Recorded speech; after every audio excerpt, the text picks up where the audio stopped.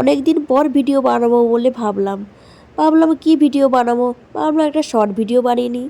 তো তোমাদের জন্য শর্ট ভিডিও বানানোর জন্য বসে গেছি।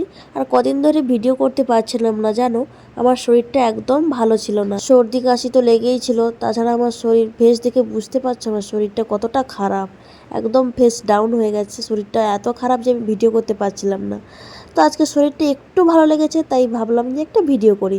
অনেকদিন তোমাদের জন্য ভিডিও করা হয়নি, তো তাই ভিডিও করার জন্য ভাবলাম।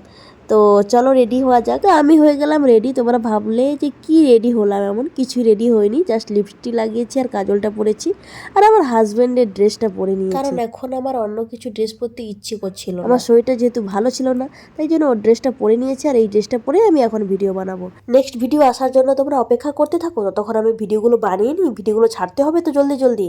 তোমাদের এভাবে হাত গুটিয়ে বসে থাকলে চলবে? লাইক কমেন্ট করতে থাকো। বাই।